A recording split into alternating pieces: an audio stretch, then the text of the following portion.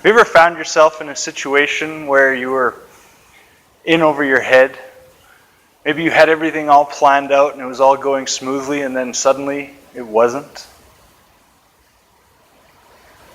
I want to tell you about the first couple weeks that I was in high school. But before I do that, I want to explain to you that where I went to high school was not traditional. There were no classes, there was no schedule, everything was self-directed and student-led.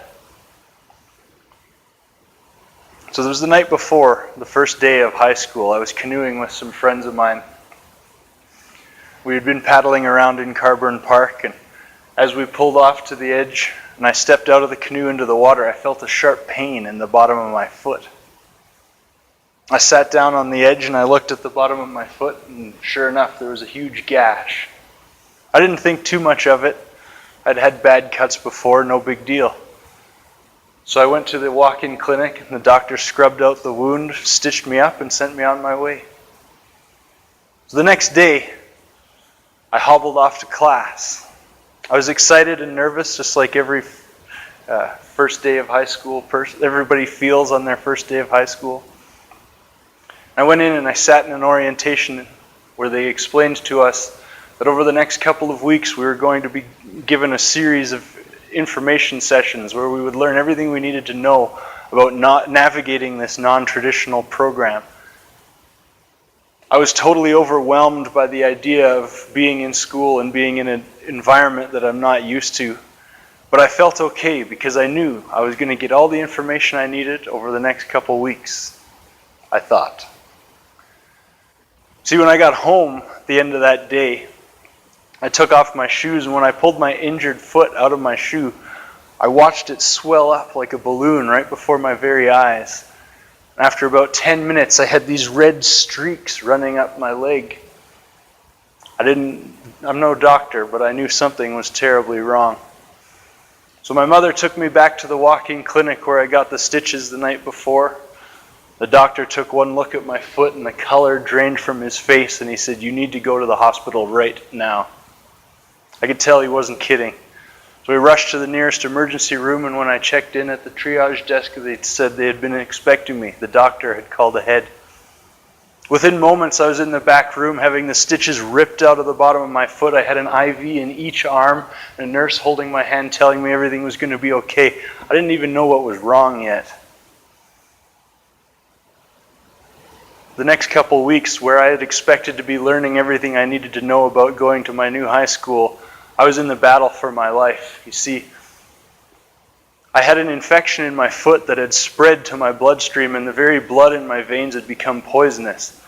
For the next couple weeks, instead of learning about school, I was in and out of the hospital getting fresh IVs, having antibiotics pumped into me by the liter.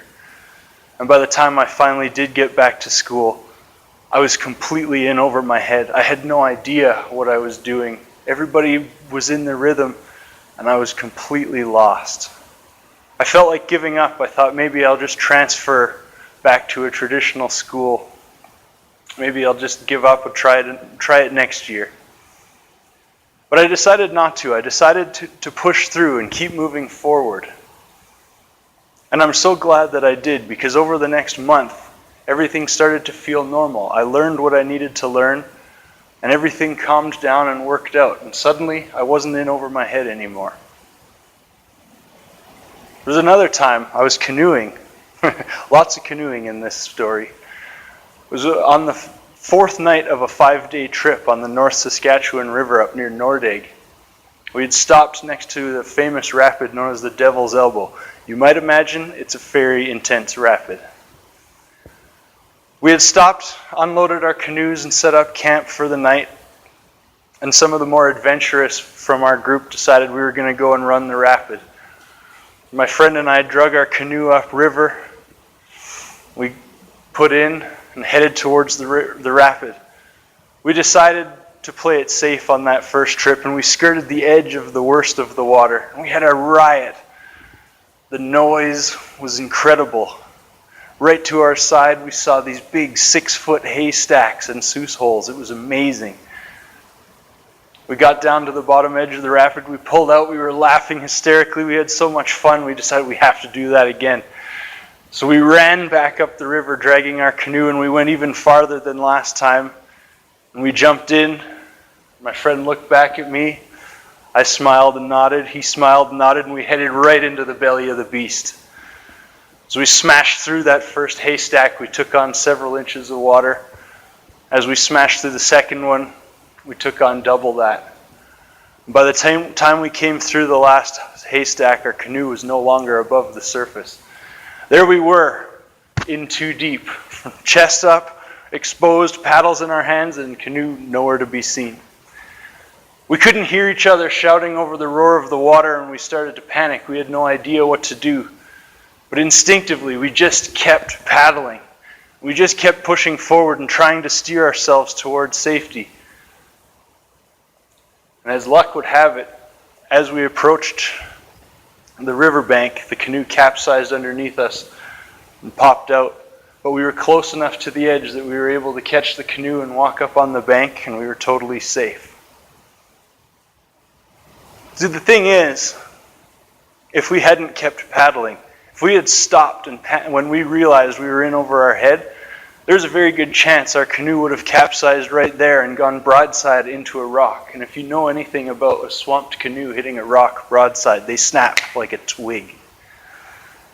But we kept paddling and we kept pushing forward, just like I had done so many years before in high school, when I kept moving forward and I pushed myself to keep going.